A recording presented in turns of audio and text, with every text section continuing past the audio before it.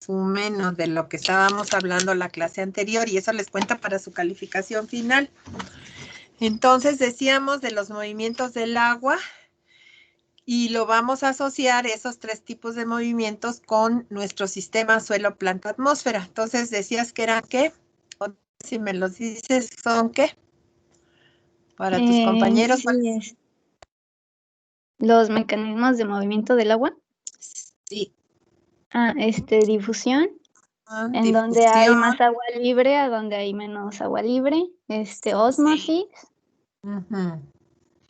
¿Qué quiere decir? Ósmosis quiere decir que hay una membrana que no deja pasar todo de la misma forma, ¿verdad? O restringe el paso de algunas cosas. Uh-huh. Y decíamos que eso es cuando entran o sale el agua o los compuestos de las células, ¿sí? Y luego, ¿qué otro movimiento? Flujo de masas. Y flujo de masas. Y entonces, este flujo de masas tiene detrás que una fuerza, algo que empuja el agua o algo que jala el agua, que sería una tensión. Y decíamos que este movimiento de agua está presente cuando hay movimiento a largas distancias, ¿sí? Como el del suelo a la planta a la atmósfera, entonces tiene que haber un mecanismo rápido de movimiento de agua para que la planta se mantenga hidratada y entonces entra el flujo de masas, que decíamos que se puede generar de día y de noche. De día, ¿cómo se genera? Por la fuerza de la transpiración. Y de noche, como decíamos, que es lo que estábamos explicando, cómo se genera ese movimiento del agua. Ahorita lo vamos a ver, pero ¿de la estructura de una raíz? Sí, por la estructura de la raíz de esa estructura es importante de día y de noche, pero de noche en particular impide que el agua que atraviese esa estructura de la raíz, esa parte de la raíz, se regrese al suelo. ¿Y cómo se llama esa capa de células que está en la raíz, en las raíces que absorben en todas las plantas? Las raíces que absorben tienen ¿qué? Esa capa de células. Endodermis. ¿Y qué quiere decir esto? Que en la endodermis no hay espacios entre las células, porque la pared celular es como que rodea absolutamente a todas las células. Entonces, lo que atraviesa la endodermis tiene que ser por simplasto. ¿Se acuerdan? ¿Les tienen dudas del concepto de simplasto y apoplasto? ¿Se acuerdan que mencionamos también simplasto y apoplasto? Sí, profe. Y a ver qué es el simplasto y qué es el apoplasto. El simplasto es la parte que está dentro de la célula y el apoplasto es la parte que está afuera de la membrana, se podría decir. De la membrana. Sí, entonces el apoplasto incluye la pared celular y los espacios entre las células y que también forma parte de este apoplasto, el xilema, porque son células muertas, ¿sí? Y el interior de las células, de la membrana para adentro, y el floema son parte del simplasto. Y estos conceptos nos ayudan a entender mejor el movimiento de agua en la planta, que puede ser por apoplasto, de apoplasto simplasto, simplasto apoplasto, quiere decir de afuera adentro de las células, por fuera de las células o por dentro de las células. El transporte por dentro de las células, una vez que ya entran las cosas, el agua y los nutrientes al simplasto, ¿cómo se mueven de una célula a otra? A través de unas estructuras que se llaman ¿cómo? Plasmodesmo. Plasmodesmo.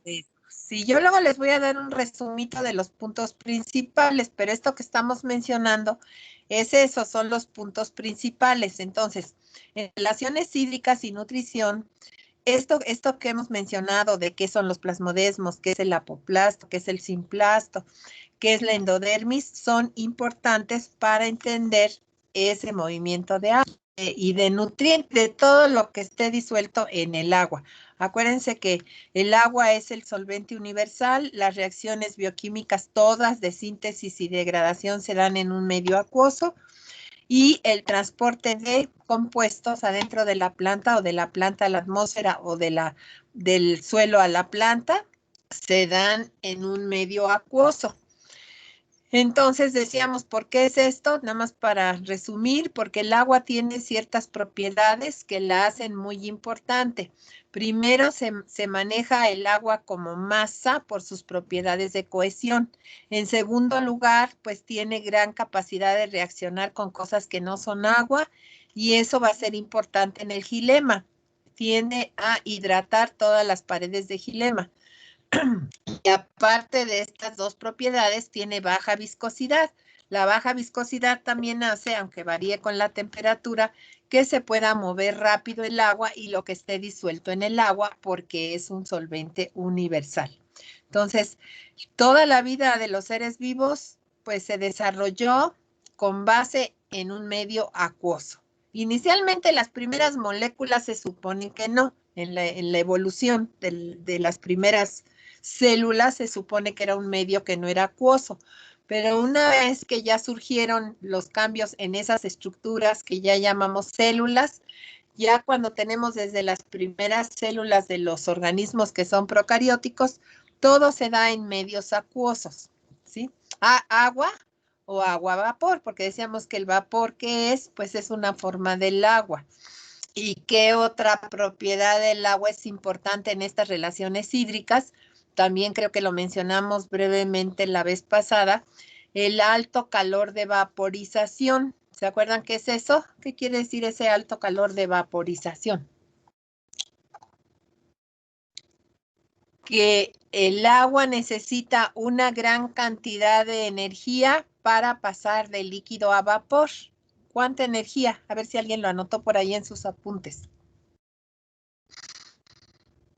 ¿Cuánta energía se necesita para evaporar el agua? 540 calorías. Sí, muchas calorías, es muchísima energía para pasar el líquido a vapor. Y esta propiedad las plantas la aprovechan ¿para qué? Para que el sol no las queme, ¿sí? O sea, si no hubiera este proceso de cambio de líquido a vapor con la energía del sol, entonces, ¿qué pasaría? Pues que todo ese sol estaría llegando a las células de las hojas y en un descuido pues se quemarían muy fácil. Entonces, como tienen su estructura para perder agua, que son los estomas o la cutícula o lenticelas, varias estructuras que vamos a ver, entonces el agua llega hasta esos lugares y pasa de líquido a vapor y se evapora hacia la atmósfera, pasa a la atmósfera. ¿Con qué energía? Con la energía del sol.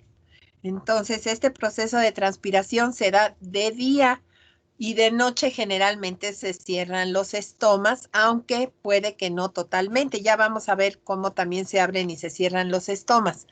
Pero el caso es que esta propiedad del agua ayuda a que el agua pase del líquido adentro de la planta hacia afuera, se evapora y pasa, se difunde hacia la atmósfera. Entonces vamos a ver la presentación. Vamos a seguir con la presentación. No sé si tengan alguna duda o pregunta de lo que hemos visto. ¿No?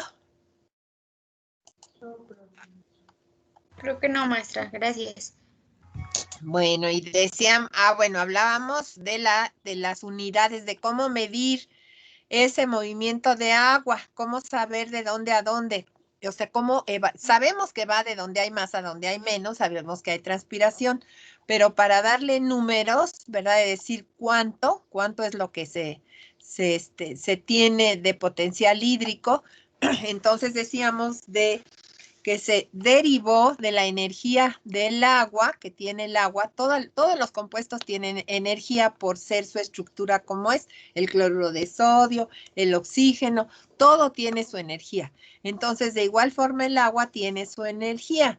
A eso se le llama potencial químico del agua. Como es difícil de medir esta energía en el sistema suelo-planta-atmósfera, se derivó el concepto de potencial hídrico, que es en términos generales el potencial hídrico, es la energía del agua expresada en unidades de presión. Y las primeras personas que derivaron esto le pusieron esta letra que es la psi, ¿sí? Esta es la mu, esta es la psi del alfabeto griego, y que se puede medir en unidades de presión como atmósferas, bares y megapascales. Entonces ahora vamos a hablar del agua en el suelo. ¿Se acuerdan que vamos a ver el agua en la planta, el agua en el suelo y el agua en la atmósfera? Brevemente, aunque ya vimos algo de lo de la endodermis, ¿verdad? Pero primero vamos a hablar del agua en el suelo. Entonces, en el suelo tenemos potencial hídrico del agua. Vamos a decir que aquí está una raicita con su pelo radical. Estas son, pues, puede ser arcillas, ¿verdad? O pueden ser arena. Aquí está arcilla, arena grande, chiquita. Esto viene siendo una estructura es un modelo de la estructura del suelo.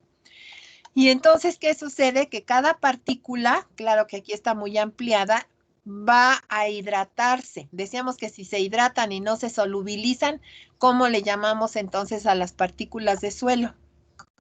¿Qué otro nombre les podemos dar a los compuestos que el agua hidrata pero que no mantienen solución? Se llaman matrices. Matrices, ¿sí? Entonces, esto es una matriz, esto es otra, todo esto sería una matriz, ¿verdad? Todo esto son matrices, esta es una matriz. ¿Por qué? Porque está hidratado. Aquí ven una capita azul, quiere decir que hay agua, el agua está hidratando a la superficie de la raíz, al pelo radical y a cualquier otra cosa que esté ahí y que veamos, ¿verdad? Que no esté en solución, le llamamos matrices. Esta agua que está aquí, pues claro que tiene una gran cantidad de solutos, pero como están disueltos, no los vemos nosotros, ¿sí? Entonces, ¿qué va a suceder? Que por las propiedades del agua y de estas estructuras, el agua va a estar adherida a estas partículas con cierta fuerza. A todas las partículas está adherida con cierta fuerza. Cuando acabamos de regar en exceso o hay inundación, estos espacios de aire no existen. Vamos a tener todo esto azul. Y en ese momento la planta, creo que ya se los comenté, no puede absorber agua. ¿Por qué no puede absorber agua cuando está saturado de agua el suelo? ¿Por qué la planta no puede absorber agua cuando hay inundación? Ese es un problema de las plantas inundadas, que no pueden absorber agua ni nutrientes. ¿Por la presión, profesora? Pero otra cosa, cuando hay exceso de agua, ¿qué va a haber? En lugar de, estos son espacios de aire, ¿verdad? Porque el agua ya se evaporó o se fue. ¿Se ahoga la planta? ¿Mande? Se ahoga, ¿Se ahoga la planta? Pero a ver, ¿qué quiere decir que se ahogue? Otra forma de decir eso. Para que respiren. ¿Ya no puede respirar? Exactamente. Cuando nosotros nos ahogamos es que no podemos respirar. Entonces a las plantas les pasa lo mismo.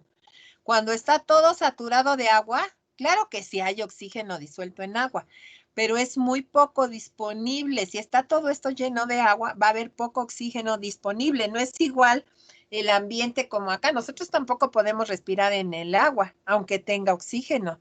Entonces, aunque no somos iguales, ¿verdad? Las plantas y nosotros, las plantas, cuando está saturado de agua todo este espacio, ¿verdad? Que esté inundado, puede ser inundación temporal, entonces no hay mucho problema porque sabemos que esta agua se va a ir para abajo por gravedad o se va a evaporar, ¿verdad? Esas son las dos cosas que van a pasar con ese exceso de agua.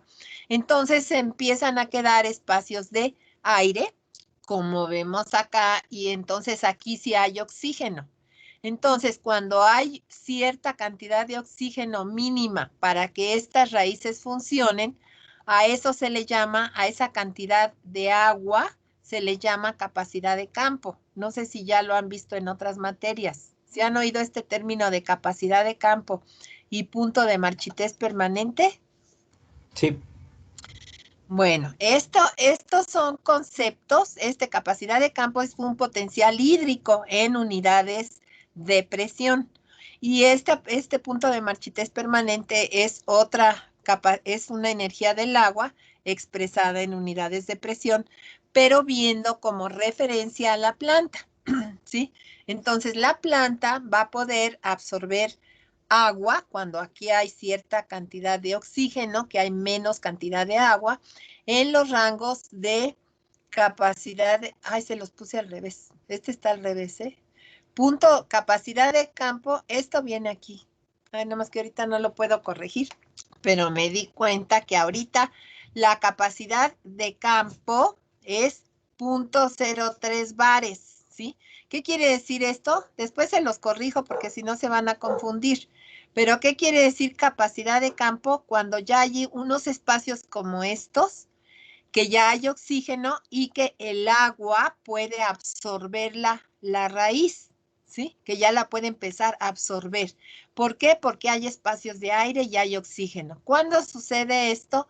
Con una ligera deficiencia de agua de 0.03 bares o 0.3 megapascales. Ya les había yo dicho que la diferencia entre bares y megapascales, ¿cuál es? 10 veces. 10 veces diferencia entre bares y megapascales. Nada más como por si lo ven en un libro, que sepan que es lo mismo. Bueno, que es lo mismo, pero en diferentes unidades. A esto se le llama capacidad de campo. ¿Por qué tiene el signo menos? ¿Por qué tiene signo menos? Porque ¿cuándo no tendría signo menos? Pues cuando esté saturado, cuando el potencial hídrico sea 0. Cuando empiece a evaporarse el agua, generalmente se pone que hay menos del máximo de agua, se le pone un signo menos. Esto es capacidad de campo. Y después, ¿qué sucede? Las plantas están absorbiendo su agua y se va evaporando, se absorbe y se pierde por gravedad. Va a llegar un momento en el que cada partícula de suelo tiene una capa cada vez más delgadita de agua y entonces ya no se la quiere donar a la planta, ¿sí? Entonces, cuando llega un momento en que ya es la retención muy fuerte, ¿por qué? Porque la atracción del agua por las partículas es fuerte. Entonces, aquí a lo mejor tenemos una capita de 2 o 3 niveles de agua, ya no se la quiere dar a la raíz. En ese momento se inicia el punto de marchitez permanente, que se obtiene en la mayor parte de las plantas a los 15 bares o 1.5 megapascales. ¿Qué quiere decir esto? Es la fuerza con la que está retenida el agua por las partículas de suelo, ¿sí? Y que ya la planta no puede destinar energía para jalarse esta agua, ¿sí? Y entonces, ¿qué le pasa a la planta? Empieza a marchitarse y a eso se le llama punto de marchitez permanente. Si una planta está en estas condiciones de deficiencia de agua mucho tiempo, a 15 bares, más o menos, es la mayoría de las plantas así funcionan con sus raíces, entonces la planta se va a morir, se empieza a marchitar y se muere. Entonces, ¿cuál es el agua aprovechable? La que está entre capacidad de campo, que ya quedamos que es esta, y punto de marchitez permanente, que es esta. ¿Qué nos representa esto? Cómo está unida la energía del agua con esta partícula de suelo. ¿Y qué nos representa el punto de capacidad de campo? Nos representa que ya hay un poco de oxígeno que va a seguir aumentando, pero a medida que aumenta, cada partícula de suelo retiene con más fuerza su agua. Entonces, los rangos de aprovechamiento de agua están entre capacidad de campo y punto de marchitez permanente. ¿Qué es lo que más afecta a la energía del agua en el suelo? Pues el tipo de partículas y la cantidad de agua. Eso es lo que más. ¿Va a haber solutos? Sí, pero los solutos que aquí no vemos, ¿verdad? No los vemos, pero están disueltos aquí. Pues esos no se pueden medir porque no es un lugar cerrado. Entonces, estos solutos son los que la planta va a tener la capacidad de absorber. Absorbe agua y ahí van disueltos los solutos. Pero aquí, como es un espacio grande, es un espacio abierto, entonces el agua no se retiene más que con la fuerza de cada partícula de suelo. El resto se pierde por gravedad o se evapora. ¿Dudas o preguntas de esto? Entonces, ¿sí les queda claro esto? ¿De a qué se refiere esto de potencial hídrico en el suelo? A lo mejor ya lo vieron en su clase esta de raspa. ¿Ya lo vieron también ahí o no? ¿Sí lo vieron o no? Sí, Alguien que vimos me diga. esa parte. Bueno. Todavía Aquí. no, bien, profesor. Oh, bueno, pero el caso es que aquí lo vamos a ver con relación a nuestra planta, que sepamos qué está pasando en el suelo.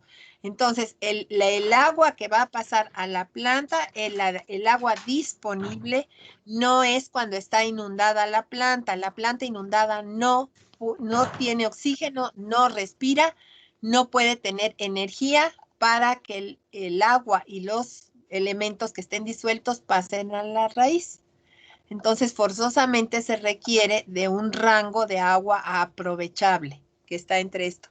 Nada más acuérdense, después se los cambio cuando les dé la presentación, que este punto de marchitez permanente corresponde a estos niveles de potencial hídrico y esta capacidad de campo, cuando hay mucha agua, tiene este potencial hídrico muy cercano a cero. Pero no es cero, porque si fuera cero, cuando está inundado, no puede absorber agua. Bueno, en resumen, eso sería para el agua. Aquí también, pues que nos quede claro que ya hablando de la raíz, ¿cuál es la zona de absorción? Decíamos, donde hay pelos radicales. Y donde hay pelos radicales, ¿qué es lo que vemos? Que hay endodermis. Si ven, aquí se está formando la endodermis a lo largo de la planta y donde se vuelve muy importante en la zona de absorción, ¿sí? Y después, si nosotros seguimos el tiempo, esta raíz va a dejar de ser de absorción porque aparecen nuevas raíces de absorción, pasa a ser de soporte y cuando pasa a ser de soporte, piensen en un árbol enorme que tiene muchas raíces que se van engrosando, ya no tienen endodermis, pierden la endodermis, se va degradando esta capa de células que aquí está como cafecita, sí, aquí la vemos, y aquí es lo que está aquí, ¿sí? Esto. Y que también vimos la vez pasada este esquemita. Entonces decíamos que el agua, ¿verdad? Va a entrar a la raíz en los rangos de potencial hídrico que puede aprovechar esta planta, va a entrar por simplasto o por apoplasto. Si entra por apoplasto, puede irse por apoplasto, quiere decir por las paredes, hasta llegar al endodermis. Y aquí tiene que pasar a simplasto y después va a estar acá adentro. Esta otra capa de aquí se llama periciclo, pero esta capa sí tiene apoplasto y está un poco ligada con la diferenciación de xilema y floema, ¿sí? Y esta agua con nutrientes o con lo que con los solutos entra por simplasto, puede irse por los plasmodesmos que son conexiones de citoplasma y va a atravesar la endodermis y llega hasta la médula de la raíz en donde están los tejidos vasculares, xilema y floema. Entonces, generalmente se considera que lo que atraviesa, o sea, el agua y los nutrientes que atraviesan la endodermis es el agua aprovechable. Lo que está acá afuera de agua y nutrientes en toda esta zona que se llama corteza, en un momento dado podría regresarse al suelo. Pero el agua que ya pasó la endodermis y los nutrientes que ya pasaron la endodermis ya no se pueden regresar, ¿sí? Entonces, a este tipo de estructuras que todavía puede regresarse, intercambiarse el agua, hay otro término por ahí, nosotros no lo vamos a usar mucho, pero se llama espacio libre aparente. Todo lo que está acá, pues son cosas que se pueden regresar, ¿sí? Son espacios que están ocupados por agua, por nutrientes, pero lo que realmente se absorbe es en estas células, aunque de aquí se pueden salir, y principalmente lo que atraviesa la endodermis. Córtex es la corteza y lo de aquí adentro se le llama médula, donde está el tejido vascular que tiene como límite la endodermis en las raíces de absorción que van a absorber. Esta es la médula, esta es la corteza. Y aquí vemos otro esquemita igual, ¿verdad? Aquí tenemos las partículas de suelo. Entonces, si este agua en el suelo está entre capacidad de campo y punto de marchitez permanente, que son los rangos que puede manejar nuestra planta, entra el agua, pasa por simplasto, por apoplasto, atraviesa la endodermis, aquí está ¿cómo se llama? El periciclo, que ya decíamos que aquí sí hay intercambio, y finalmente la médula, todo esto ya es médula, donde está el tejido vascular. Bueno. Entonces aquí tenemos otro esquemita parecido, ¿verdad? Pero ya considerando toda nuestra planta, de lo que sucede a nivel de raíz al gilema, ¿verdad? Las cosas van a entrar por donde están los pelos radicales hasta la médula donde está el gilema, y por gilema se va a ir transportando. El transporte por gilema es unidireccional. ¿Qué quiere decir eso? Que solo es de abajo hacia arriba. Fíjense cómo están las flechas, ¿sí? Entonces, en gilema el transporte es de abajo, desde el suelo, a la raíz, al tallo y a las hojas, ¿sí? Ya en las hojas, de acuerdo al tejido vascular, pues también podemos tener, pues de acuerdo a los tubitos de gilema y floema, un transporte vertical a veces porque tenemos una hojita así que está acostadita. Pero entonces este sería un corte de hoja y lo que está acá de gilema pasa a las células y luego al apoplasto que está aquí, ¿verdad? Que es en este huequito y se va a salir, se difunde. El agua tiene que pasar aquí de líquido a vapor y una vez que ya cambió a vapor por la energía del sol, ¿verdad? Evaporó toda esta agua que viene aquí moviéndose, entonces ya se difunde el agua en forma de vapor a la atmósfera. Aquí están ya los detalles de cada partecita, ¿sí? Entonces, esto es como un modelito, ¿verdad? Para entender mejor lo que sucede con el agua desde el suelo a la planta por gilema y en las hojas de cada espacio aquí de célula se pierde el agua, primero se le evapora el agua y luego se pierde por difusión el vapor que ya está ahí puesto. Este es otro modelito para que luego lean con detalle lo que está ahí en ese modelo. Y entonces llegamos a esta plantita ya más completa, que es lo mismo que estamos viendo. Y este esquemita explica esta teoría. Esta teoría se propuso como en los 50 por ahí y se le llamó teoría coeso-tenso-transpiratoria, ¿sí? Ahora en los libros, ya como está muy largo esto, a veces en algunos libros de fisiología nada más le llaman teoría de la transpiración o teoría de la cohesión, ¿sí? Pero ¿por qué aquí es importante esto? Porque nos dice qué está pasando.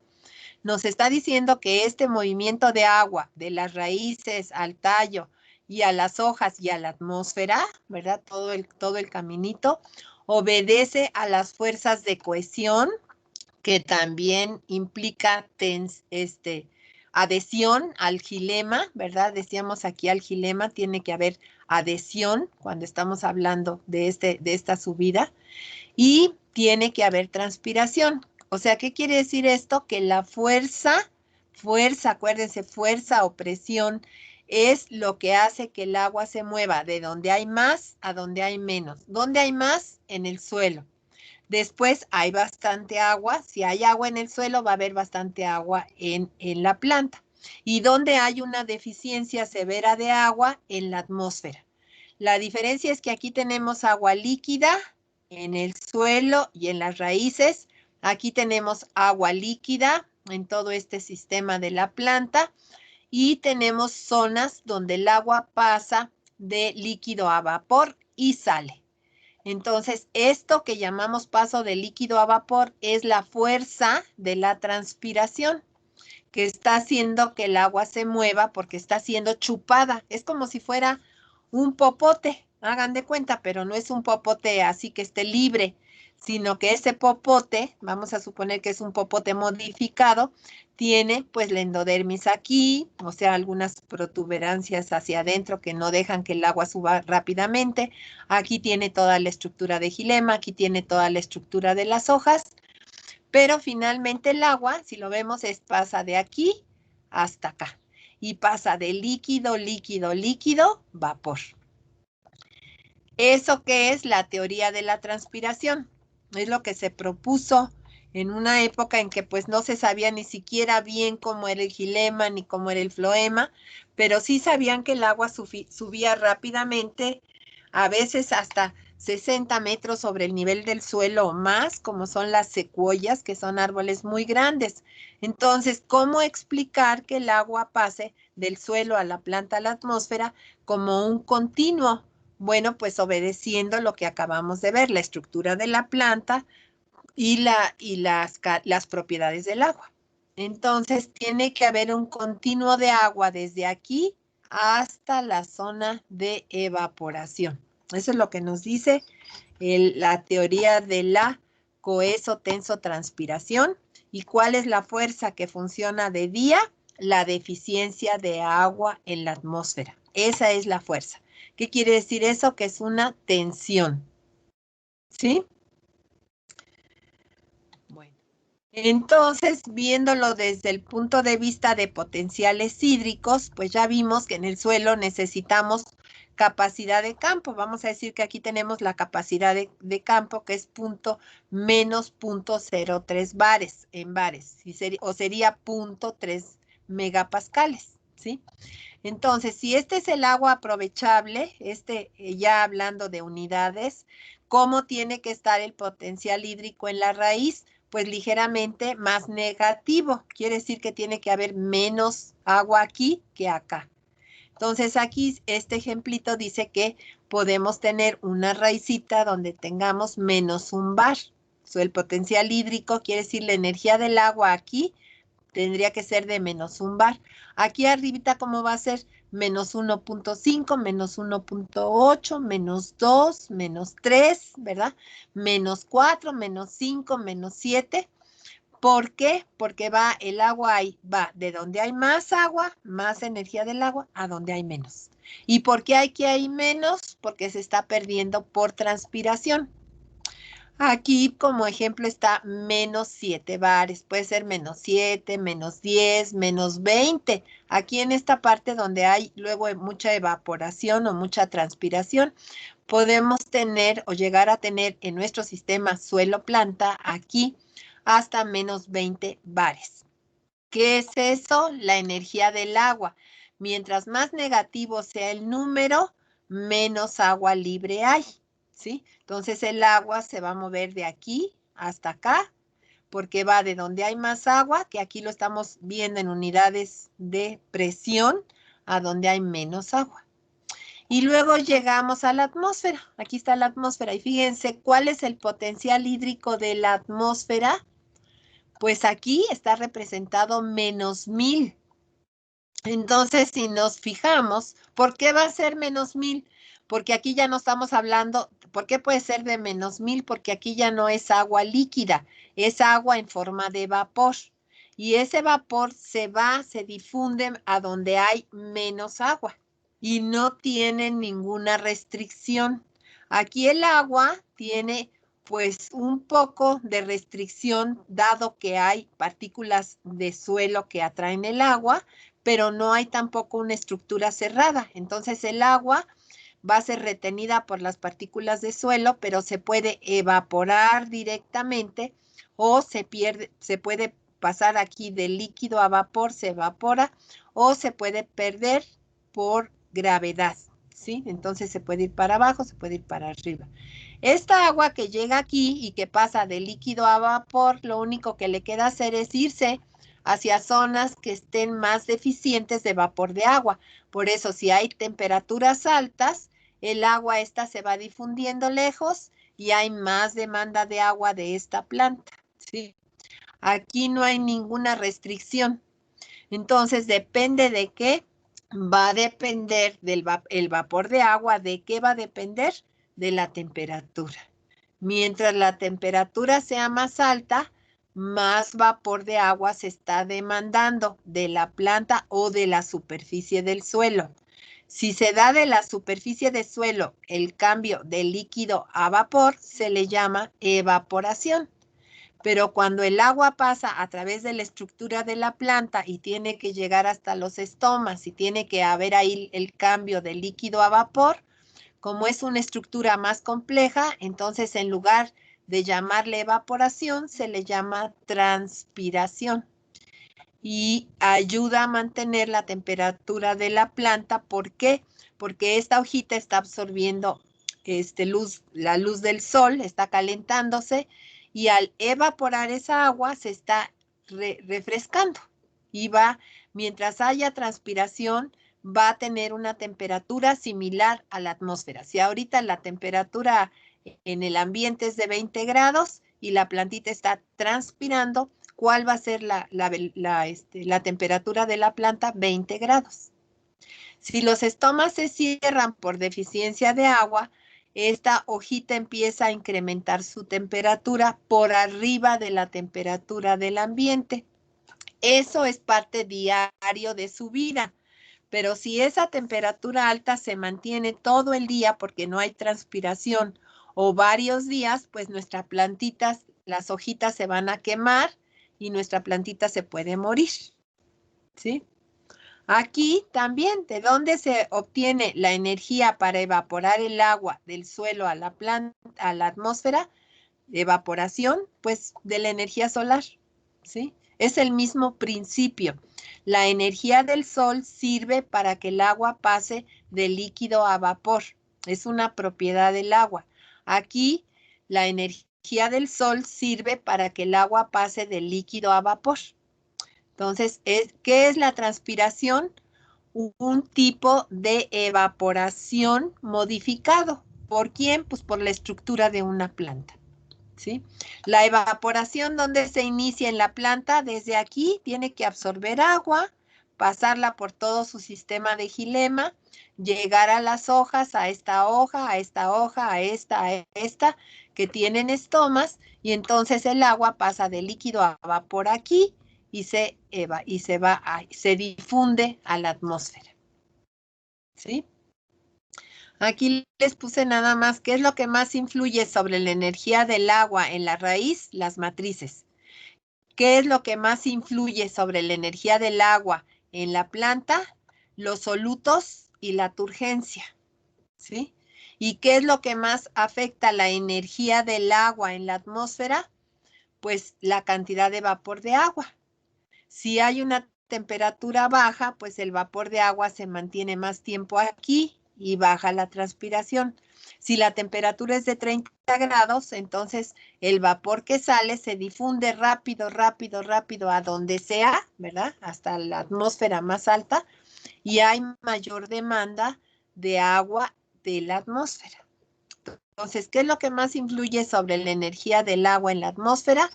El vapor de agua, que es influenciado por la temperatura. ¿Sí? Bueno, en todo este sistema de la planta existen unos poros de agua en todas las células. Eso es muy importante también como parte de lo que es el transporte hídrico, las relaciones hídricas. ¿Por qué? Porque si no existieran estos poros de agua, que se llaman acuaporinas y que se describieron más o menos en los 80s o los 90s, pues no podría haber este intercambio de agua tan rápido entre el suelo, la planta y dentro de la planta entre todas las células, ¿verdad? Ni a la atmósfera. Entonces, estos canales de agua que son proteínas de la membrana en donde el agua puede pasar libremente. En esta parte de la membrana no puede el agua pasar porque esta parte de aquí es hidrofílica y esta parte de adentro es hidrofóbica. Entonces, si nosotros hablamos de ósmosis, que ya decíamos que es el paso de agua y nutrientes de aquí a acá, ¿cómo puede pasar el agua de aquí a acá? Una es por los poros de agua. Sí son hidrofílicos, todo esto es hidrofílico. Pero acá también puede pasar el agua y los nutrientes y las hormonas y una gran cantidad de compuestos, como a través de algunos transportadores de membrana, que son proteínas y que después vamos a ver, ¿sí? Entonces son proteínas de la membrana.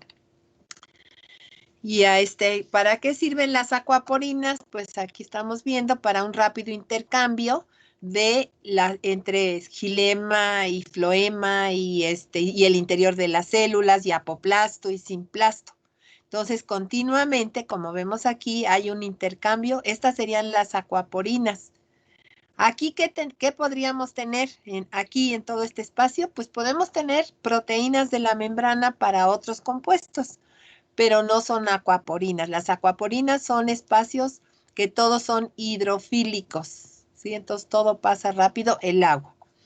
Entonces, este transporte rápido de agua, ¿verdad? Este intercambio de agua, pues va a afectar todas las etapas de desarrollo de la planta. Esto es lo que está representado aquí. Tenemos el suelo, tenemos el agua, tenemos la semillita que está germinando porque absorbió agua. ¿Cómo pudo absorber agua tan rápido? Porque tiene esos poros, esos transportadores de agua que son como poros que se llaman acuaporinas, ¿sí? Entonces, la clave en todo este sistema, en esta respuesta a la transpiración, se basa en un rápido movimiento de agua por varias razones. Ya lo hemos dicho, por la cohesión, por la adhesión, porque hay una fuerza de transpiración, porque hay poros de agua que permiten un rápido intercambio de agua entre simplasto y apoplasto y a través de todo el simplasto. Entonces, nada más es como un complemento esto de las acuaporinas, que son proteínas de la membrana que permiten el rápido intercambio de agua entre simplasto, apoplasto o dentro del simplasto. Y esto, bueno, pues es un modelito de cómo se ven las estructuras del xilema. Aquí tenemos el xilema y el floema. Ya después vamos a hablar de cómo se da el transporte por floema, pero ahorita estamos hablando del xilema, que son células muertas que casi no tienen resistencia, ¿sí? Ahora, vemos un problemita que las plantas tienen, todas las plantas tienen este problema. ¿A qué se refiere a esto? Se le llama embolismo o cavitación, ¿sí? Embolismo. ¿Qué quiere decir embolismo? Este sería un tubito de xilema, este es otro tubo de xilema, este es otro tubo de xilema, ¿sí? Esos huequitos que están muertos son células muertas que están rodeadas de ¿qué? De lignina, cutina, suberina, cada uno de estos tubitos, y tienen conexiones entre un xilema y otro, ¿sí? Es más o menos lo mismo que está aquí, ¿verdad? Es lo mismo, pero visto de otra forma. O sea, nada más para explicar lo que sucede en los tubitos. Estos tubitos son la conexión del tallo que va hacia las hojas, desde las raíces hacia las hojas. Entonces, ¿qué sucede? Que por las propiedades del agua y por la cantidad de agua que va a fluir desde el suelo a la planta, a veces se va a romper la columna de agua. Esta columna que es continua en todas estas estructuras de xilema, de las paredes del xilema, en un tubito de repente, y eso sucede todos los días en todas las plantas, ¿qué les va a pasar? Que de repente se rompe la columna de agua y se llenan de aire. Esto representa un tubito de xilema que no tiene agua. ¿Por qué no tiene agua? Porque de repente fue tan grande la jalada de agua de la atmósfera que en algunos tubitos se rompe la columna de agua. Aquí vemos cómo se rompe la columna de agua, está rota la columna de agua. Entonces, ¿qué sucede? Que el agua deja de funcionar, este tubito deja de funcionar y deja de transportar agua. El agua se va a transportar por acá o se pasa para acá o esta agua, esto ya no puede transportar, pero hay transporte por el resto de los tubitos de xilema. Va a quedar un problema de aquí a la noche. Si esto sucedió ahorita, ¿qué sucede? Que estos tubitos siguen transportando agua, pero este tubito ya no. estas células, esto que está es parte del floema, del gilema, tampoco, ya no se puede transportar el agua, ¿sí? A estos espacios aquí que hay, que también son el paso entre simplasto, apoplasto o dentro de apoplasto o simplasto, también les llaman punteaduras. ¿Qué son las punteaduras?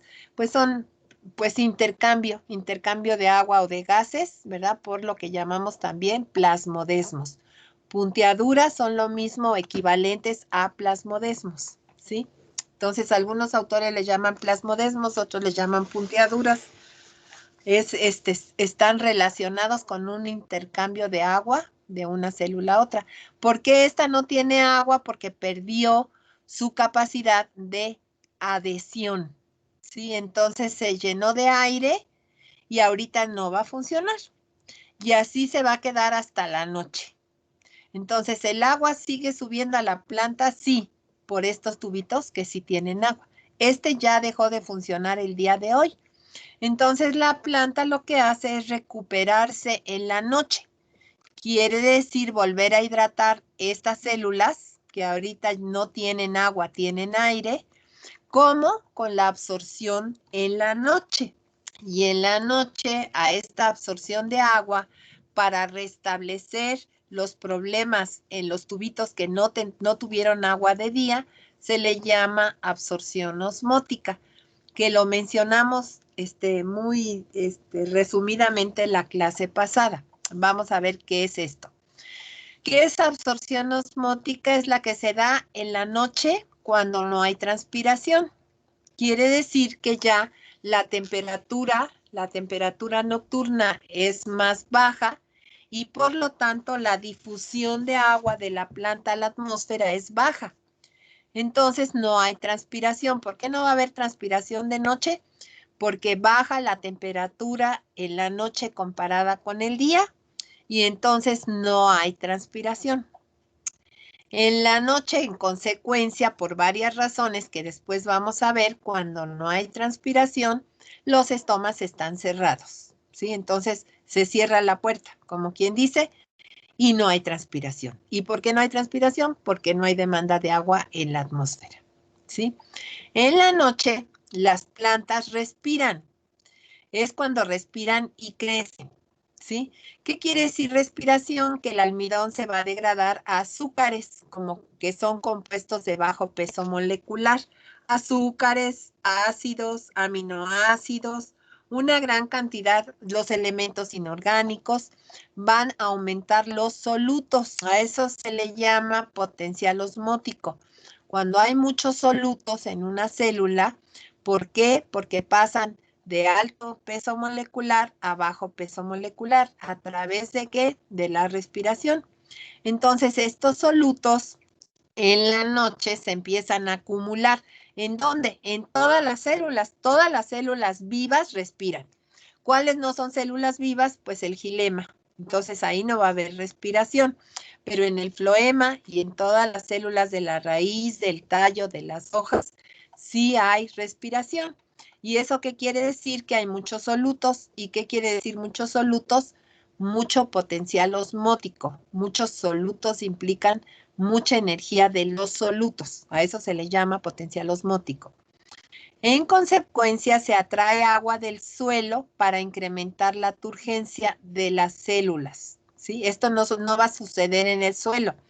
Esta agua pasa del suelo a la planta porque hay unas membranas, ¿verdad? La membrana celular, entonces atraen agua, pasa al interior de las células y esa agua, acuérdense que si ya entró a las células, difícilmente se va a regresar. Y en ese caso, la endodermis actúa como un sistema osmótico. Aquí la endodermis no es una membrana celular, pero aquí la endodermis se maneja como un sistema osmótico. ¿Qué quiere decir eso?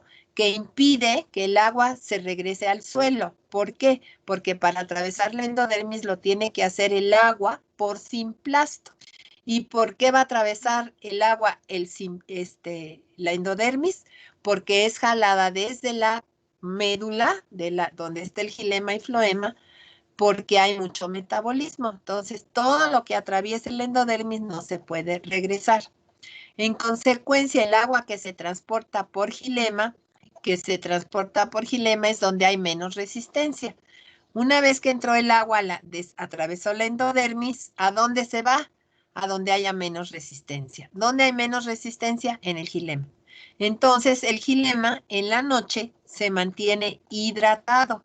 Se reducen las burbujas de aire y desaparece la cavitación. Ese tubito de xilema se va llenando de agua. Primero tiene aire, pero como entra el agua por los solutos que están de la endodermis para adentro, se va llenando de aire, y entonces se va llenando de agua y se va hidratando. Las burbujitas de aire se van empujando y finalmente se deshace. Eso es lo que se llama absorción osmótica, que ocurre en la noche y que complementa lo que sucede de día. De día, ¿cómo se le llama? Teoría de la transpiración. De noche, ¿cómo se le llama a la absorción y transporte de agua? Absorción osmótica. A ver si tienen dudas o preguntas de esto. Entonces, sí, dime. Entonces digamos que tendría algo que ver esto con el rocío. Qué bueno que lo mencionas, pero sí y no. Es que nosotros tendemos a pensar que, o sea, ¿qué es el rocío? Fíjate, ¿qué es el rocío? Cuando hay cambios de temperatura entre la planta y la atmósfera, ¿sí? En la noche, que también nuestra plantita, acuérdense cómo está, si ahorita es el atardecer, ¿qué le va a pasar? Todavía está calientita nuestra hoja, ¿no? Y va evaporando agua, pero va refrescándose. Pero la velocidad de cambio de agua de nuestra planta con relación a la atmósfera es diferente. ¿Por qué? Porque en la atmósfera es vapor y en la planta es agua. Entonces, cuando hay una diferencia de temperatura grande, ¿qué sucede? Que el agua de la atmósfera tiende a depositarse, ahí va a pasar de vapor a líquido y se deposita en las hojas por diferencia de temperatura, ¿sí? Y a eso se le llama rocío, ¿sí? Entonces, ¿qué quiere decir el rocío? Quiere decir que el agua de la atmósfera, por diferencia de temperatura con nuestra hoja, pasa de vapor a líquido y se deposita, esa agua que es vapor, se deposita en forma de agua. El agua, ¿verdad? Va a pasar de donde hay más energía a donde hay menos energía. En la transpiración pasa de donde hay más energía a donde hay menos energía. O sea, este es un proceso al revés, ¿sí? Por ejemplo, el agua para evaporarse, ¿qué necesita? Absorber energía para pasar de líquido a vapor. El vapor va a pasar a líquido. ¿Qué necesita hacer? Liberar energía, ¿sí? En lugar de usar la energía de la planta, nada más se va a depositar. Eso es el rocío. En este caso, cuando hay absorción osmótica, tenemos que diferenciar el proceso de absorción osmótica. Entonces, vamos a ver esto que está aquí. Fíjense esto, que tú dices, ¿esto sería rocío? No. Podríamos confundirlo con el rocío, ¿verdad? Pero ¿qué es el rocío? Cuando el vapor que está aquí, por diferencia de temperatura entre la hoja y la atmósfera, este vapor se deposita como agua. Eso sería el rocío. Cuando nosotros hablamos de absorción osmótica y que se ve desde afuera, al proceso que vemos desde afuera se le llama gutación. ¿Qué quiere decir esta gutación? Que el agua entra desde las raíces y atraviesa la endodermis y sigue por xilema, ¿verdad? ¿Qué es lo que viene aquí? Viene el agua que fue atrapada. ¿Por qué? Porque hay muchos solutos del endodermis para adentro, ¿sí? Entonces el agua entra por los solutos, se acumula adentro del endodermis y la salida, ¿cuál es? El xilema, y finalmente va a llegar a las hojas, como en esta hojita, ¿verdad? Y sale esa savia de la planta. Cuando la savia sale de la planta, a eso se le llama gutación. Si el agua se deposita por diferencia de temperatura de la atmósfera a la hoja, a eso se le llama rocío. ¿El rocío qué va a ser? Pues va a ser agua. Agua principalmente de vapor a líquido. Y aquí, ¿qué es la gutación? Es la salida de savia. Si nosotros analizáramos estas gotitas de agua que salieron de la planta, vamos a ver que tienen azúcares, aminoácidos, ácidos orgánicos y hasta hormonas. ¿Sí? Esa es la diferencia. El agua que se deposita aquí por rocío, esa es agua, nada más. Bueno, puede que tenga algunos gases disueltos y nada más va a ser agua diluida. O sea, no va a ser agua con solutos como cuando hay gutación. ¿Sí? En general, cuando nosotros vemos esta gutación, se da por unas estructuras que se llaman hidátodos. ¿Qué son los hidátodos? Pues son orificios en la superficie de algunas especies de plantas. No todas las plantas tienen hidátodos. Todas las plantas tienen, ¿qué es lo que tienen? Estomas. Tienen cutícula, tienen estomas, pueden tener algunas lenticelas. Pero los hidátodos, no todas las plantas tienen estos hoyitos, son unos hoyitos. Y es por donde va a salir la savia si hay demasiada absorción osmótica. ¿Y cuándo va a haber demasiada absorción osmótica? Cuando la velocidad de respiración sea alta. Que algunas noches es más baja, otras es más alta, ¿verdad? ¿De acuerdo a qué? Pues también a la temperatura puede haber más o menos respiración, ¿sí? Entonces, cuando nosotros vemos esta absorción osmótica es porque hay la salida de savia que se llama gutación. ¿Sí? ¿Cuándo se da esto? Cuando no hay transpiración. O sea, de día, pues nunca vamos a ver esto. Esto no se presenta de día, solo de noche. Y no en todas las plantas. Les voy a decir cuáles plantitas sí tienen, que ustedes si tienen oportunidad de ver, las vean, es en las plantas de fresa. Las plantas de fresa que son chaparritas y chicas tienen muchos hidátodos. Si ustedes le vieran al microscopio sus hojas, la superficie de las hojas, pues van a ver que tienen muchos de estos poros que se llaman hidátodos. Y entonces ahí es donde vemos la gutación.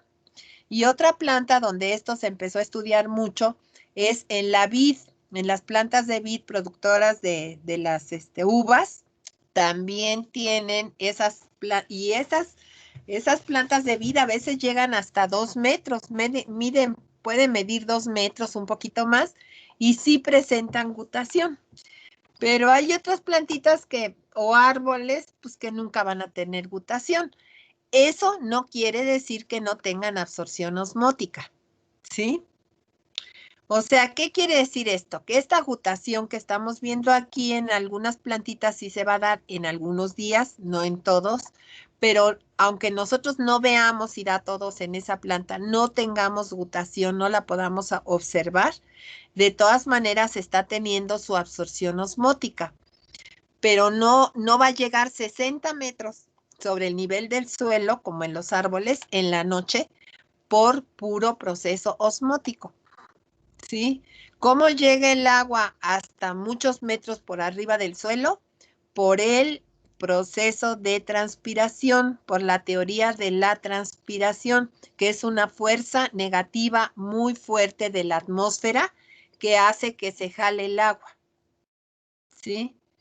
Esta agua, ¿cómo sale? Esta agua que está aquí en esta superficie está empujada desde el suelo, las raíces, la endodermis, hasta la superficie de las hojitas. ¿Cuáles hojitas? Pues las que no estén muy lejos del suelo. Si no, no vamos a ver gutación. Pero todas las plantas presentan absorción osmótica de noche. Eso sí, todas las plantas. ¿Para qué les sirve esa absorción osmótica? Para recuperarse del problema que ya vimos, que es la cavitación. Hagan de cuenta, esto está ahorita de día así, ¿verdad? Con aire. En la noche que ya hay absorción osmótica, ¿qué sucede? Que por los solutos, por la respiración, este tubito se empieza a hidratar aquí, una capita de agua, una capita de agua. otra capita de agua por aquí. Finalmente, más agua, más capitas de agua, más capitas de agua, hasta que va a ser igual a este tubito, a este tubito o a este tubito. De esta forma, la absorción osmótica es responsable de que se recupere este problema de falta de agua en los tubitos de xilema, ¿sí? Cuando no tienen agua, a eso se le llama embolismo, porque están llenos de aire. Entonces, ¿sí ven la diferencia entonces entre gutación y rocío? ¿Entienden la diferencia? O sea, ¿sí les queda clara la diferencia entre gutación y rocío? Sí, ¿Sí? profa. Bueno, Sí. ok. Sí se entiende. Bueno, entonces ahora vamos a pasar a ver con más detalle a lo que llamamos transpiración, que ya decíamos que es una forma de evaporación modificada ¿por quién? Por toda la estructura de nuestra planta. Y entonces ya habíamos dicho que esa pérdida de agua en forma de vapor necesita más o menos absorber, para pasar de agua a vapor, 540, 580 calorías por gramo de agua. La transpiración, ya vimos la función de la absorción osmótica, ¿sí? Es hidratar a la planta, principalmente donde los tubitos tuvieron embolismo. Ahora vamos a hablar de las funciones de la transpiración, que ya habíamos mencionado que la transpiración es para mantener la temperatura de la planta. ¿Por qué?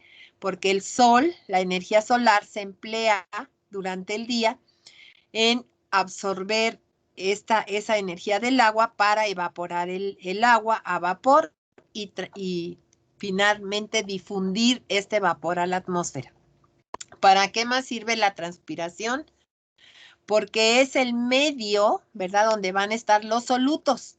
Entonces es la forma de que los solutos orgánicos e inorgánicos, todos los elementos que la planta necesita para su desarrollo, se muevan en la planta, en un medio acuoso. Y además de transportarse, se puedan distribuir de acuerdo a cómo es sus venitas, ¿verdad? De cuál es la distribución de agua en la planta, pues de acuerdo a todos los elementos de xilema. Es lo que va a decir hacia dónde se va a mover. Cada tubito tiene una conexión con ciertas hojas o ciertas flores o ciertos frutos y ahí se va distribuyendo ¿qué? El agua y los solutos que se están transportando. Y tercera función de la transpiración. Las plantas de cultivo, todas las plantas terrestres que no son acuáticas, sobre todo las acuáticas son un poquito diferentes, pero las que no son acuáticas, que son las de cultivo, y los árboles frutales y los árboles ornamentales y todo lo demás, están acostumbradas esas plantas a tener una ligera deficiencia de turgencia. ¿Qué quiere decir eso? Que no están que si las células no están así, gordas, están medio deficientes de agua. ¿Y por qué se necesita esta turgencia óptima? Óptima quiere decir por abajo de la turgencia máxima. Turgencia máxima sería todas las células están hinchadas, ¿sí? Como no evolucionaron así las plantas de cultivo, las plantas que tienen sus raíces en el suelo, entonces están acostumbradas a tener deficiencias de aguas ligeras. Y esas deficiencias de agua ligeras que permiten que todos sus organelos y sus metabolismos de síntesis y degradación funcionen, se les llama turgencia óptima. Entonces, si una plantita está todo el tiempo hidratada al máximo, que pueda absorber agua, ¿verdad? En capacidad de campo siempre, vamos a decir, tenemos nuestra plantita, la vamos a mantener siempre en capacidad de campo. Entonces, ¿qué sucede? Que va a tener demasiada agua en todas las células de las hojas, de los tallos, de las flores, de los frutos, según lo que tenga, y sus organelos, sus funciones metabólicas no funcionan adecuadamente. ¿Por qué? Porque evolucionaron bajo ciertas deficiencias de agua. Deficiencias de agua quiere decir entre capacidad de campo y punto de marchitez permanente. Si esa ya está, ya es una turgencia menos óptima. Pero el caso es que no les gusta, evolutivamente no les gustó, porque no estaban sometidos a ese exceso de agua, ¿verdad? Y las funciones de los cloroplastos, de las mitocondrias, del ciclo celular, la reproducción celular, requiere de una turgencia que no sea excesiva, vamos a decirlo así. Y a eso se le llama turgencia óptima. ¿Qué ayuda a que exista una turgencia óptima? La transpiración, ¿sí? Porque es un flujo continuo de agua que hace que no se dé un exceso de turgencia en las células. Acuérdense que la turgencia, no podemos hablar de turgencia en el suelo ni en la atmósfera porque no hay un límite. En la planta, ¿cuál es el límite de la turgencia? La membrana celular y la pared celular. Entonces, las células están acostumbradas a tener ligeras deficiencias de agua y eso es en respuesta a la transpiración, que sea una transpiración, pues que no sea excesiva. Bueno, entonces ahora vemos la parte final de este transporte de agua, ¿verdad? Que es la hoja. Las hojas son las principales estructuras que van a transpirar. Este es un modelito de un corte de una hoja, un corte transversal de la hoja. Entonces, ¿qué vemos? Pues vemos la parte superior e inferior, que es la cutícula, ¿verdad? La cutícula, que es la parte que está rodeando a ¿qué? A la epidermis. Aquí dice epidermis inferior, ¿verdad? Hagan de cuenta que estamos viendo la parte de arriba, esta, y la parte de abajo. Es un corte de esta hojita. La parte de abajo es esta. Y la parte de arriba es esta, ¿sí? Esta es la epidermis superior con su cutícula que tiene algo de cera y que también protege la pérdida de agua excesiva, ¿verdad? Aquí va a ver que puede haber, aquí no le pusieron estomas, hay muchas plantas que no tienen estomas en la parte superior. Hay hojas que sí tienen estomas en esta parte, o sea, aquí. Pero la mayoría de las plantas tienen sus estomas en la parte inferior de la hoja, que es la que está acá abajo. Pero no es universal, ¿eh? Va a haber plantas que tienen aquí y acá. En este caso, este corte de hoja tiene nada más estomas en la parte inferior, ¿sí? Bueno, entonces, ¿qué es lo que vemos aquí adentro? Vemos un espacio de aire que se llama cámara subestomática. Esto que está aquí, ¿qué es? Es un espacio de aire y está rodeado por las células de parénquima. Este es parénquima esponjoso. Aquí hay parénquima en empalizada. Esta es la estructura en sí que está formando este grosor de la hoja, ¿verdad? Todo esto que está aquí. Y en medio, en medio de todas estas células se va a repetir el tejido vascular, xilema y floema, ¿verdad? Xilema, floema y las capas que rodean al xilema y el floema y los espacios de aire que pueden ser más o menos, pero todo esto es espacios de aire. Y estos espacios de aire que están rodeando aquí varias células se le llama cámara subestomática. Y luego tenemos aquí las células de estomática, de los estomas, que se llaman células oclusivas o células guarda, ¿sí? Como dice aquí, células guarda. Bueno. Entonces, ¿qué representa esto? Representa resistencia para salir. ¿Qué es lo que va a salir? Pues vapor de agua. O resistencia para entrar. ¿Qué es lo que va a entrar? Pues algún otro gas. Aquí está representado el CO2. ¿Esto qué nos representa? Si puede entrar CO2 fácil, o puede salir oxígeno fácil, o puede salir CO2 fácil, o no, ¿sí? Entonces, ¿qué quiere decir esto? Que la resistencia va a cambiar de acuerdo a que estén abiertos o cerrados los estomas. Si el estoma se cierra, casi no va a poder salir el vapor de agua, casi no va a poder entrar CO2. Entonces, si el estoma está cerrado, decimos que hay una alta resistencia, ¿sí? Y se representa con esto que es parecido a la resistencia eléctrica. Bueno, entonces si el poro está abierto, si el estoma está abierto, entonces la resistencia va a ser baja. Entonces quiere decir que se puede intercambiar gases muy fácil si el estoma está abierto, ¿sí? Y entonces, ¿de dónde va a salir el vapor de agua? Primero tenemos agua aquí, agua acá, y aquí es donde ocurre el cambio, aquí en la cámara subestomática, es donde ocurre el cambio de líquido a vapor. Y el vapor va a llenar, el vapor de agua va a llenar esta cámara subestomática. Aquí ya no hay agua líquida, hay agua en forma de vapor. Y si está abierto el estoma, entonces este vapor de agua se puede difundir fácilmente. Si el estoma está cerrado, este vapor de agua que está aquí, ¿por qué va a estar aquí? Pues porque hay luz y porque está absorbiendo energía el agua para pasar a vapor. Pero si el estoma está cerrado, este vapor de agua no puede salir. Se va a saturar este espacio hasta que se abra el estoma y pueda difundirse el vapor de agua, ¿sí? Cada vez que el estoma se abre, pierde agua y entra CO2. ¿Sí? Durante el día, cada vez que la planta está con sus estomas abiertos, ¿qué está pasando? Está saliendo vapor de agua y está entrando CO2. ¿Por qué? Porque de día hay fotosíntesis. ¿Y por qué entra el CO2? Porque aquí hay más CO2 y aquí hay menos CO2. ¿Por qué? Porque se está consumiendo en la fotosíntesis.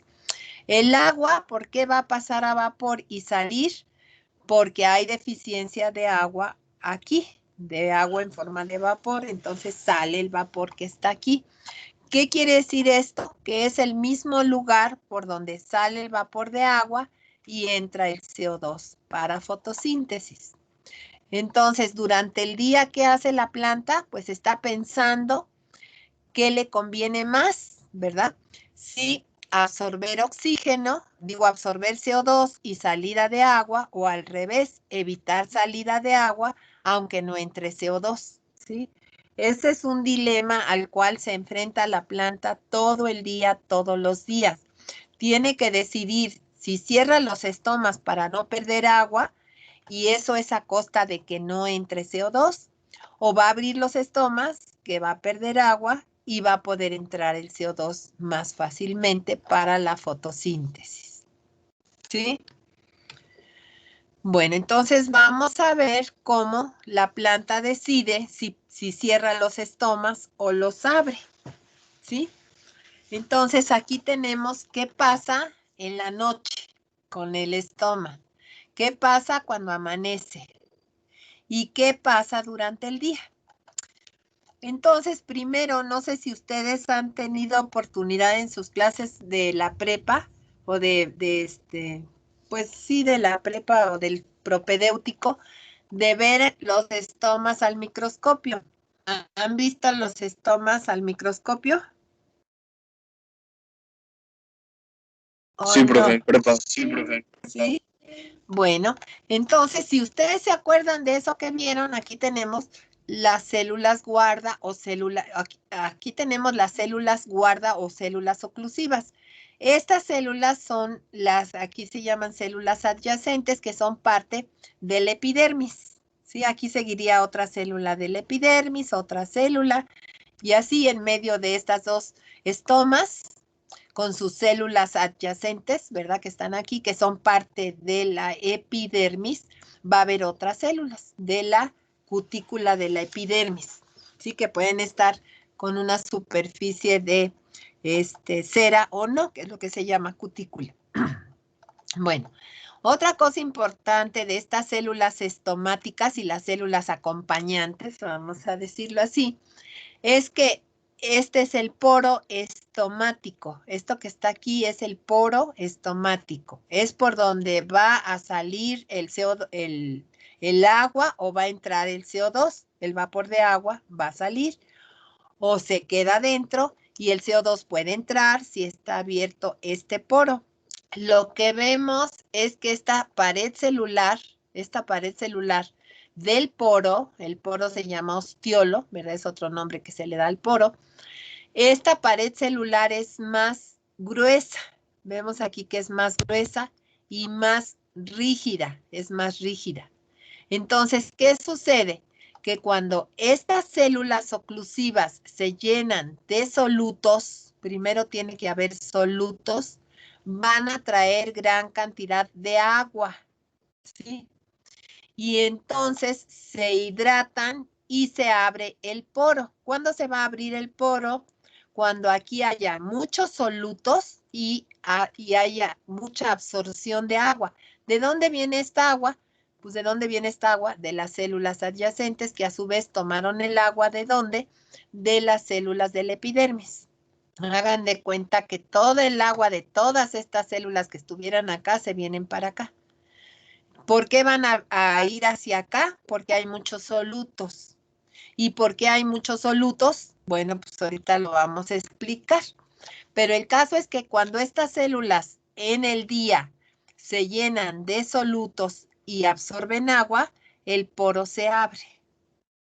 Cuando salen estos solutos hacia otras células, como aquí, ¿verdad? Pueden salir el agua, pueden salir, primero tienen que salir los solutos y después de los solutos sale el agua, entonces estas células pierden la turgencia y se vuelven a cerrar como en la noche. ¿Sí? Bueno, ¿por qué hay solutos aquí en el día? Estamos hablando, los estomas se abren de día, aquí está, de día, ¿sí? Entonces, ¿por qué? ¿Por qué va a haber entrada de ¿Por qué va a haber entrada de agua? Porque aquí hay muchos solutos. Aquí en este modelito nada más pusieron potasio. El potasio es un elemento importante, es un soluto importante que si hay deficiencias, los estomas no van a funcionar como debe de ser. ¿De dónde llega este potasio? Pues llega desde el suelo a la planta, a las hojas, a través de la corriente transpiratoria.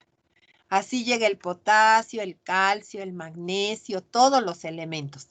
Pero el potasio en particular se va a quedar en las vacuolas de estas células, ¿verdad? De estas células que son los estomas, y entonces va a incrementarse la turgencia.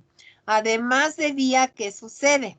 De día hay fotosíntesis, y en la fotosíntesis el CO2 se va a transformar en azúcares.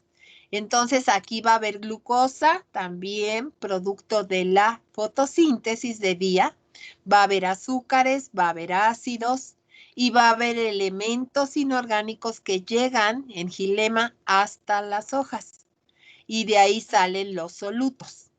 Entonces, muchos solutos aquí, mucha agua. Se va a jalar. ¿Por qué?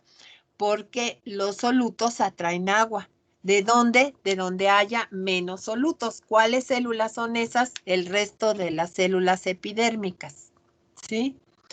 Entonces, aquí más o menos está explicado los pasos que suceden de noche. ¿De noche qué sucede? Pues de noche no hay fotosíntesis, sí hay respiración, pero no hay respiración en estas células, muy alta en estas células. En cambio, en el día sí hay fotosíntesis porque tienen cloroplastos, ¿sí? Entonces, los cloroplastos que hacen fotosíntesis ayudan a que aquí haya muchos azúcares. ¿Cuáles? Glucosa, fructosa, que son los primeros que se forman. En la noche, pues si hay respiración, los azúcares no se acumulan, se están degradando y no se están utilizando para guardarse en estas células oclusivas o células guarda. Entonces, un cambio de solutos, número 1, es lo que va a traer agua, número 2. Número 3, ¿qué va a suceder? Que como estas paredes son más gruesas que las que están aquí, entonces se jalan y se jalan así, porque esto es más flexible, estas células de este lado. En estas células, esta parte es más flexible y esta es más rígida. Entonces, cuando hay solutos de agua, pues se abren. Cuando los solutos se salen, se cierran, ¿sí? Eso es lo que ocurre de día. Ahora, ¿cómo sabe la planta que de día está perdiendo demasiada agua? Porque ya quedamos que si se abre el estoma, va a salir el agua evaporada que está aquí adentro y sigue saliendo agua y sigue saliendo agua, pero de repente aquí cambia la turgencia porque ya se perdió demasiada agua de las células que estaban ¿dónde? Acuérdense que estamos hablando de estas células y de todas estas células, ¿sí? ¿Qué tienen estas células? Estas células tienen agua, tienen metabolismo de día, muchos azúcares. Estas células que tienen agua y metabolismo. Estas células que tienen agua y metabolismo fotosintético. Entonces, de día, ¿qué va a suceder? Que todas estas células tienen mucha agua. Entonces, tienen suficiente agua para evaporar cuando hay demanda del ambiente y que hay sol. Pero si esta agua se está perdiendo continuamente, más rápido de lo que se absorbe en la raíz, entonces los estomas se cierran cuando hay deficiencias de agua durante el día. ¿Por qué va a haber deficiencias de agua durante el día? Porque se evapora demasiada agua. ¿Comparada con qué? Con la que se está absorbiendo. Entonces, en ese momento, los estomas se cierran, aunque sea de día, ¿sí? ¿Y por qué se cierran?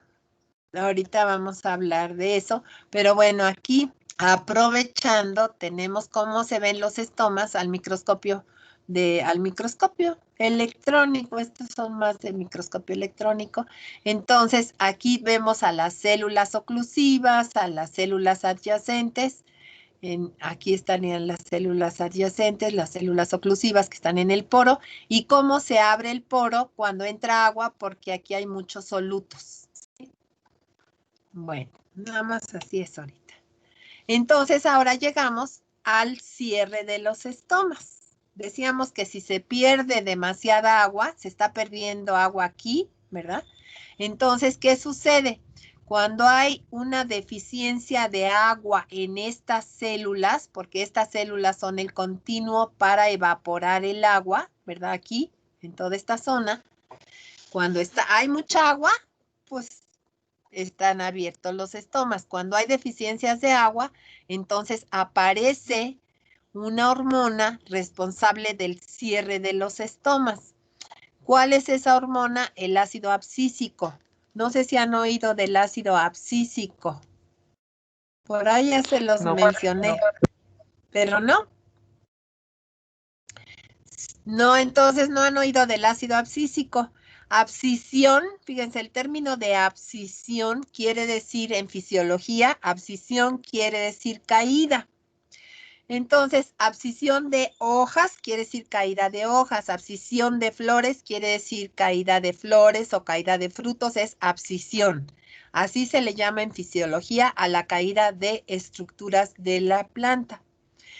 Y en una época más o menos en los 50, 55, decían, hay algo que hace que las hojas se caigan, hay algo que hace que las flores se caigan, que los frutos se caigan, ¿sí? Porque ese proceso es parte del desarrollo de la planta. Y dijeron, bueno, pues, ¿qué va a ser ese compuesto? Pues le llamaron ácido abscísico, ¿sí?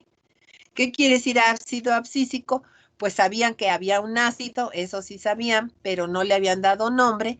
Dijeron, pues es el ácido responsable de la caída de órganos, de estructuras o de órganos o de partes de la planta. Le vamos a llamar ácido abscísico.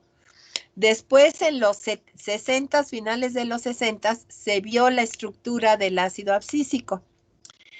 Pero resulta ser que vieron que no era el principal en la caída, pero ya le habían dado nombre a un compuesto que habían aislado y que asociaban con la caída de estructuras. Entonces, vieron que ese ácido abscísico en realidad no era responsable de la caída de las hojas, ni de los frutos, ni de las flores, pero ya se le quedó el nombre. Y resulta que ese ácido abscísico sí es responsable del cierre de estomas. Esa es su principal función en las plantas. ¿Cómo se llama la hormona que se descubrió después y que ya vieron que sí era responsable de la caída de las estructuras, esa hormona que es responsable de que se caigan las hojas, las flores, los frutos, los pétalos, todo lo que se cae, es el etileno. El etileno es otra hormona que ya posteriormente se vio que era la directamente responsable de que se caigan las estructuras. Y el ácido abscísico, cuando se supo más de él, se vio que es la hormona responsable del cierre de los estomas. Entonces, ¿por qué este estoma se cerró? Porque había una deficiencia de agua en la planta. ¿En qué parte de la planta? Estamos en las hojas, ¿no? Entonces, primero, ¿dónde se detecta esta pérdida de agua, verdad, en exceso? En las hojas. Y es donde empieza a sintetizarse y a haber ácido abscísico. Pero este exceso de pérdida de agua se va transmitiendo ¿hasta dónde? Este es el tejido vascular. Se transmite hasta la raíz, ¿verdad? En el contacto con el suelo. Entonces, en las raíces que están estresadas, porque arriba se está perdiendo demasiada agua, también aparece la síntesis de ácido abscísico. El ácido abscísico entonces tiene dos lugares.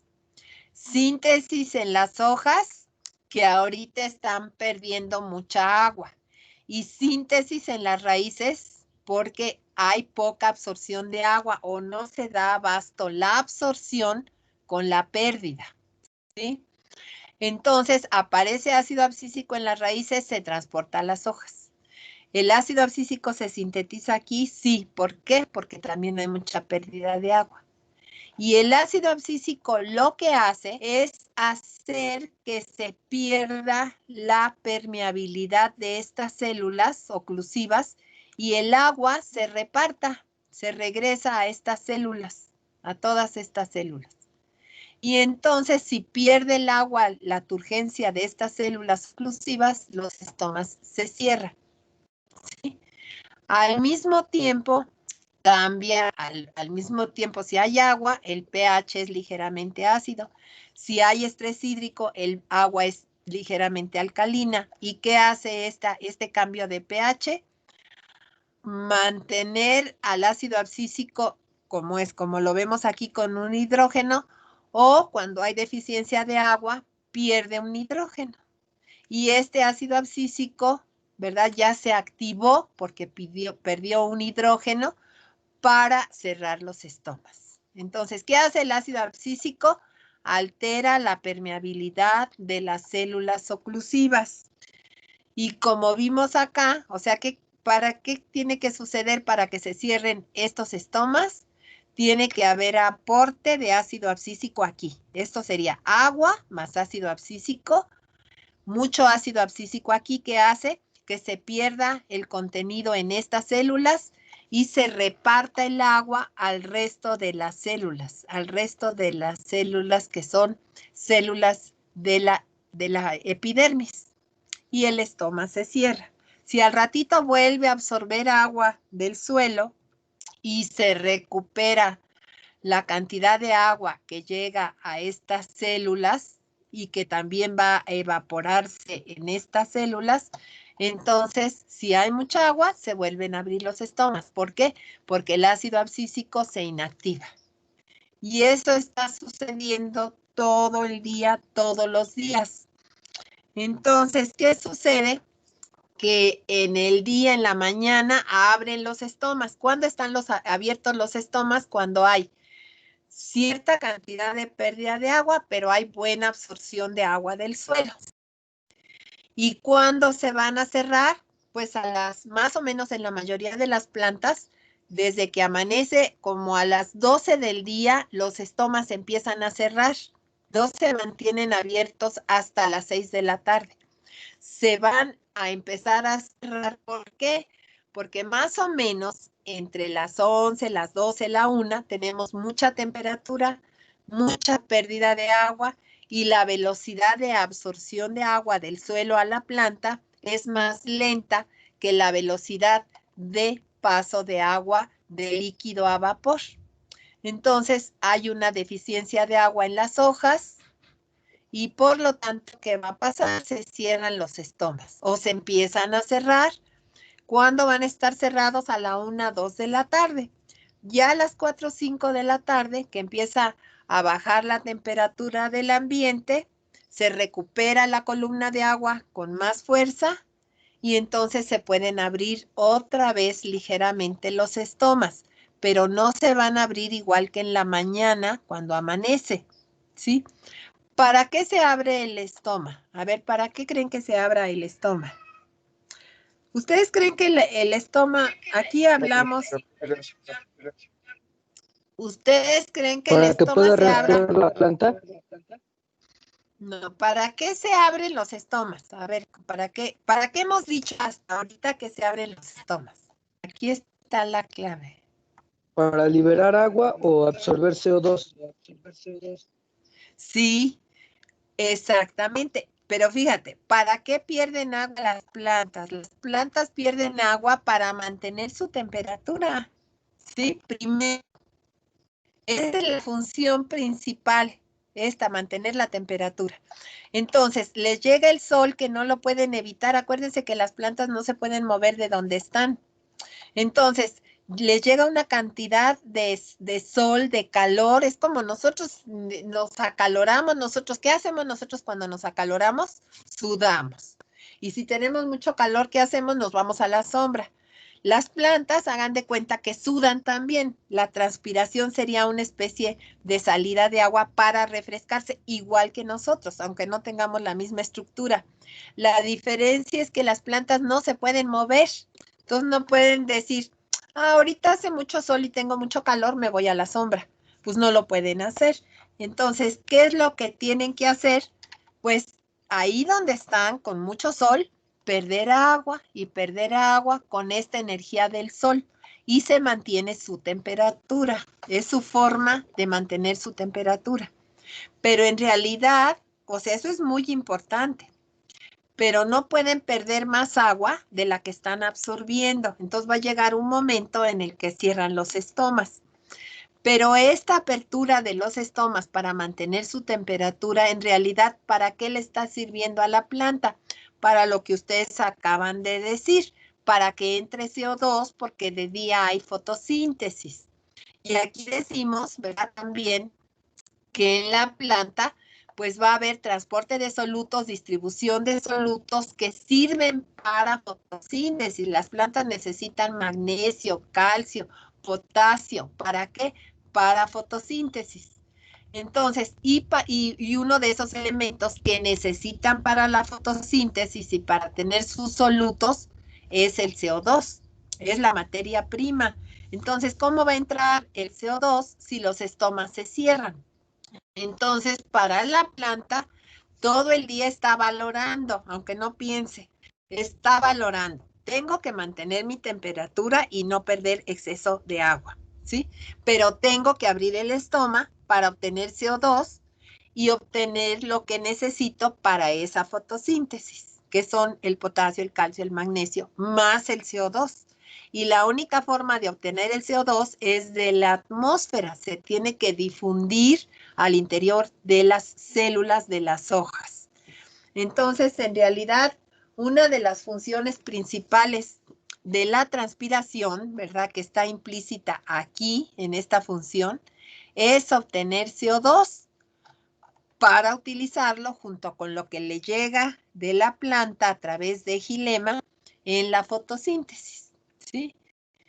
Y esto se da cuando las enzimas funcionan bien de acuerdo a la turgencia óptima. Pero requiere forzosamente haber pérdida de agua porque la temperatura si no aumenta y entonces ya ni va a haber fotosíntesis porque las enzimas no funcionan, porque no entra el CO2, porque no le llega el potasio, el cloro, el magnesio, el manganeso, todo lo demás y porque baja su turgencia, ¿sí? Entonces es una cadenita de eventos que la planta siempre está valorando. ¿Qué tengo que hacer? ¿Abrir los estomas porque quiero hacer fotosíntesis? ¿O decir un momento, no, ya perdí demasiada agua por este CO2? Entonces, ¿qué tengo que hacer? Sacrificar el CO2 porque ya no quiero perder más agua, ¿sí? O sea, hagan de cuenta que siempre está la plantita en medio y por acá dice, necesito CO2 para fotosíntesis. Y de este lado dice, necesito que se cierren los estomas porque hay pérdida de agua. Entonces tiene que haber un equilibrio entre la absorción de CO2 para fotosíntesis y la pérdida de agua. Por eso, cuando ya llegamos a mediodía y que ya es más tardecito, que todavía hay luz, pues las plantas dicen, todavía tenemos chance de hacer fotosíntesis y ya no hay demasiada pérdida de agua. Y a veces mantienen sus estomas o los abren después del mediodía otro poco hasta que ya se anochece, vamos a decir, los pueden abrir un poquito, no como en la mañana, pero a las 3, 4 de la tarde, para seguir haciendo fotosíntesis hasta las 6, 7 de la noche. ¿Sí? Bueno, eso es con relación a todo esto de los estomas. Ahora, este proceso, esto lo vamos a dejar ya para la próxima clase. ¿Qué quiere decir esto? Pues lo que estamos hablando, ¿verdad? Que este proceso está afectando a la planta y está siendo afectado por el intercambio de factores externos con la interacción entre los factores de la planta y los externos. ¿Para qué? Para que la planta pueda tener su metabolismo de día, que es la fotosíntesis, y lógicamente pueda usar esos fotosintatos de noche en la respiración para otras cosas, entre ellas mantener hidratado su sistema hídrico, que es el xilema. Entonces, estas velocidades de transpiración van a variar de acuerdo a varias cosas. Aquí me faltó, bueno, luego lo vemos, el CO2 también va a ser importante porque está asociado con la luz, con la temperatura y con otras cosas, ¿sí? Entonces, ya estos factores los vamos a ver más en detalle. Bueno, que ya los estamos viendo ahí, ¿verdad? Porque ahorita podemos decir así brevemente, más área foliar, más transpiración. Si los estomas están en el en vez, transpiran menos que si tuvieran en el as y en el en vez, ¿sí? ¿Cómo es su estoma de tamaño? ¿Qué frecuencia tiene? ¿Cuándo se abre o no se abre? ¿Qué es la resistencia? Y cómo se intercambian los gases a través del mesófilo, de las células que acabamos de ver, que son las células de parénquima. Todo esto de la planta está interaccionando con la luz, la temperatura, la humedad relativa, el viento y el CO2, ¿sí? Entonces ya esto lo vamos a retomar la próxima clase. Entonces hasta ahí le vamos a dejar hoy. Y no sé si tengan dudas o preguntas de esto que acabamos de ver.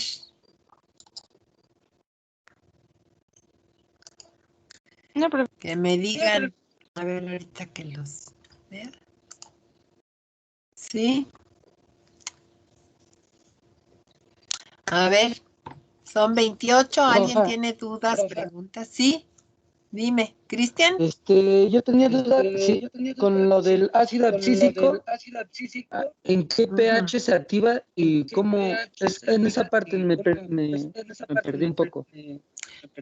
Ajá. Bueno, lo vamos a retomar la próxima clase. El ácido abscísico, o sea, se tiene que sintetizar igual que todas las hormonas. Ya dijimos, ¿dónde se sintetiza? En la raíz, ¿no?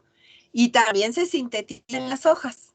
Pero en las hojas, el ácido abscísico que va a estar, ya que se sintetizó o que llegó de la raíz, va a estar activo o inactivo.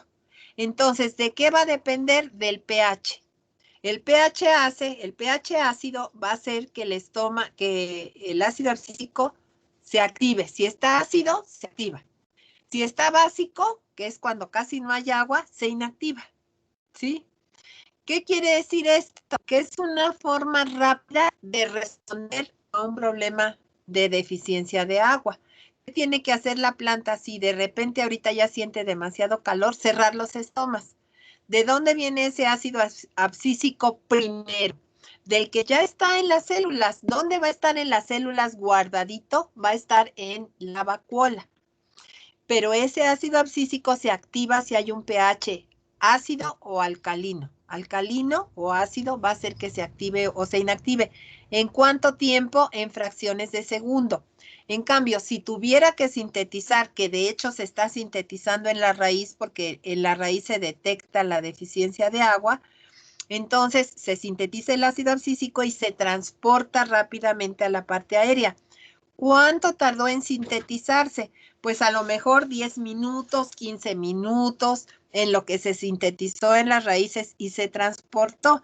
Entonces, cuando llega, se activa o se inactiva de acuerdo a cómo esté la situación del lugar.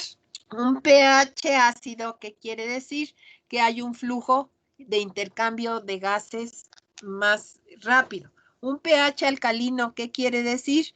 Que en realidad hay deficiencias de agua. ¿Por qué? Porque está asociado con el CO2, pero todavía no lo vemos. El cambio de pH a nivel de hoja, ¿a qué se debe? A la cantidad de CO2. Mucho CO2, ¿qué quiere decir? Un pH ácido. Menos CO2 quiere decir un pH alcalino. Entonces ya vamos a relacionar las relaciones hídricas con los factores. Y un factor importante es el contenido de CO2, porque el CO2 es el responsable de ese cambio de pH ácido a pH alcalino. ¿Sí? Y ese cambio de pH activa al ácido abscísico y puede alterar la permeabilidad de las células oclusivas y que todo lo que está guardado aquí por el ácido abscísico activo se redistribuya al resto de células epidérmicas. Esa transparencia la vamos a retomar la próxima clase para asociarla con los factores, en particular con el factor CO2. ¿Sí? Entonces, ¿cuál es el ácido abscísico activo? El que está cuando hay pH ácido. ¿Cuál es el ácido abscísico que está inactivo? Cuando hay pH, no es pH alcalino, entonces se inactiva ese ácido abscísico. Bueno, lo vamos a ver la próxima clase. ¿Sí? Sí, profe. Pero son dos ácidos abscísicos. El que ya está formado se activa y se inactiva.